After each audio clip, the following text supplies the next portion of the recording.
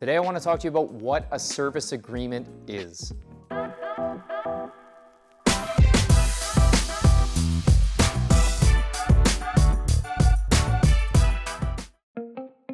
Welcome to Behind the Sold Sign. I'm Logan Queen with the Queen team and RE/MAX professionals here in Winnipeg, Manitoba.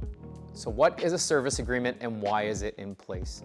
I think I need to go back a little bit and just explain a few things on the legislation that guides this service agreement. January 1st of 2022, we started a new legislation that is called the Real Estate Services Act. This act governs realtors and replaces an act that was the Real Estate Brokers Act, which began in about 1947. So it was time for a redo. So when this act came into force, January 1st of 2022, it is now required for any realtor to provide a service agreement to the public for any services they plan to give to that person. So if you actually look at what a service agreement is, it is a detailed agreement of the services a realtor will provide to you within a specific time period. You may be saying to yourself, I've never done this before. I've sold plenty of houses in my life. Why do I need this now? These are all questions that we get all the time. Probably get this question at least twice a week from somebody who's, purchased a house in the past, like 5 years ago, 10 years ago, 20 years ago, whatever it was. Because all this legislation changed in 2022, we're only starting to see people get used to the service agreements. They are used for purchasing as well as selling. Like, these are required anytime a realtor is giving you a service. These were designed and put into place in order to make the industry more transparent, to make it very clear what an agent is going to be doing for you in order to receive a form of compensation from you or from the selling party of a real estate transaction. It's also one of those things that people always say, well, I don't want to sign a service agreement, which is fine. But if you don't, then you're not working with a realtor. Like, this is new legislation that is a requirement by any realtor in Manitoba. So if you are working with a realtor at this very moment and you don't have a service agreement in place, just know that they are working out of compliance with the act and legislation that guides us and governs us working in the province. It's not new for us at this point. We've been doing it since 2022. So at this almost end of 2024, it's been just about 3 years in the running. So we're very used to it and we're very comfortable with it. But that we do still get a lot of people saying, why do I need this? I've never had to do this before. And we understand that. It is new for a lot of people who have been in the real estate game or been purchasing houses for many years. If you haven't purchased since January 1st of 2022, they weren't required. They were always around. It was something that you could do, but it wasn't frequent. And now it is mandatory. So it is something that if you are not doing, just know that you're doing it the wrong way, or your realtor is doing it the wrong way. As part of the transparency and accountability of service agreements, there are 3 things that a service agreement requires. So the first thing is the services that a realtor is going to provide. Now, like I had mentioned, you can have a service agreement for a seller's side, or you can have a service agreement for the buyer's side.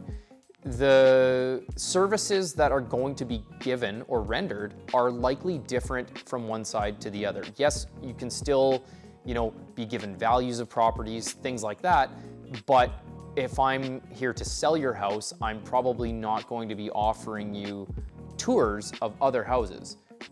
I'm likely more going to be offering other people to tour your home and to set up a system that makes it functional for someone to tour your home. And I'm going to market your home. So each one is going to be a little different from a seller or a buyer's side, but it does need to say exactly what services the realtor is doing for you. The second thing that needs to be in a service agreement are any rights to terminate the agreement before before the expiration date. So every service agreement has to have an expiration date. It can be a year, it can be 5 years, it can be a day. It really doesn't matter as long as there is an expiration date in there. Now, the part of this that can be a little bit different from realtor to realtor is what they agree to do to allow you to get out of said contract. So some agents will put a deadline on there. Let's say it's a 3-month window of a service agreement, and that's that. When it expires, you can both go your separate ways, or you've already done a transaction together, no big deal.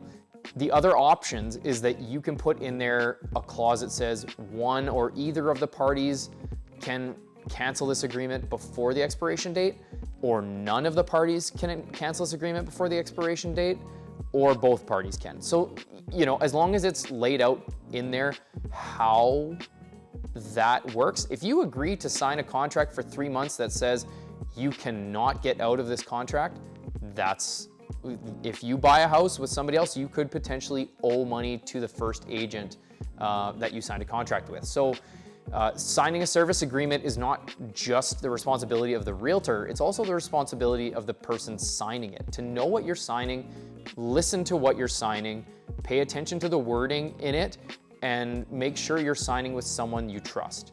When I sign a service agreement with my clients, I put in that they can cancel the service agreement at any time.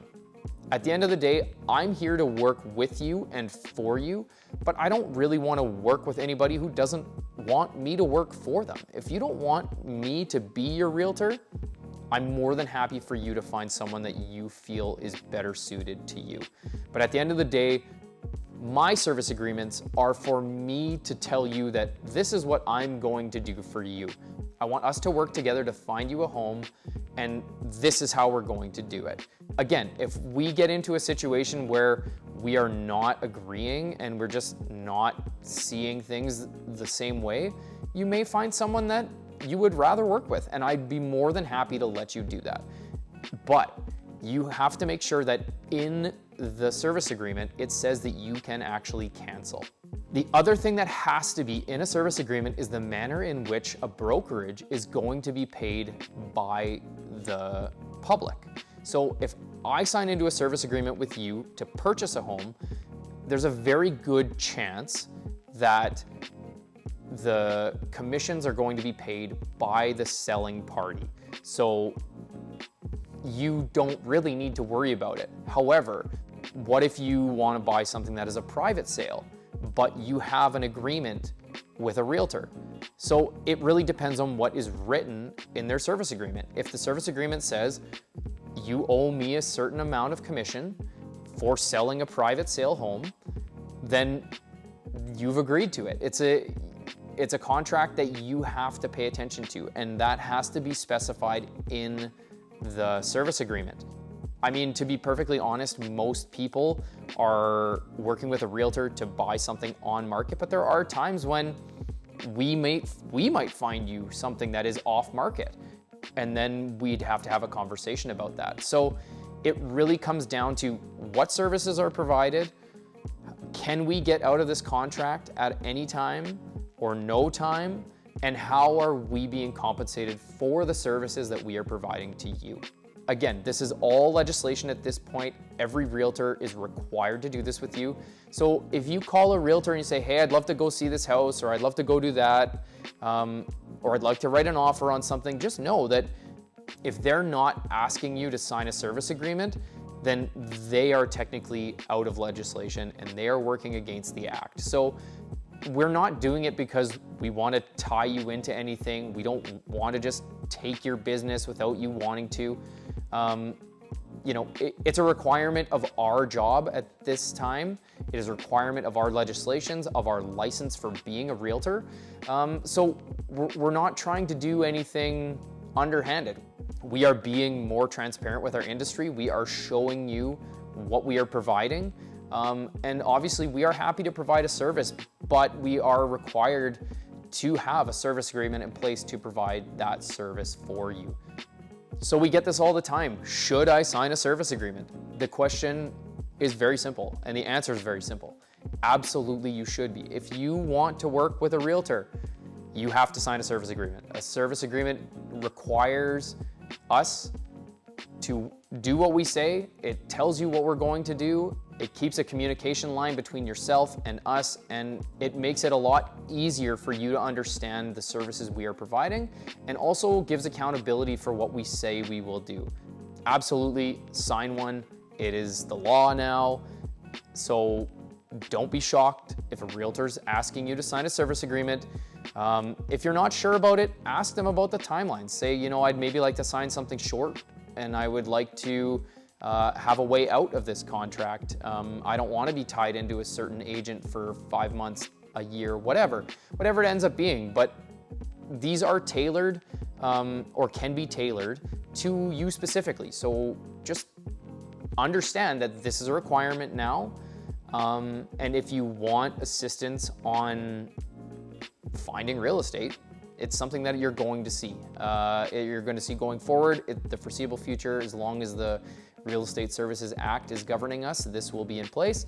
So yeah, if you haven't seen it in the last 3 years, you probably haven't been in the real estate game. You should really get used to seeing them. Don't be shocked when an agent is coming to you with one. Just make sure you read. Make sure you read, just like any other contract. Make sure you read through it. Make sure you understand what you're signing, and absolutely sign one.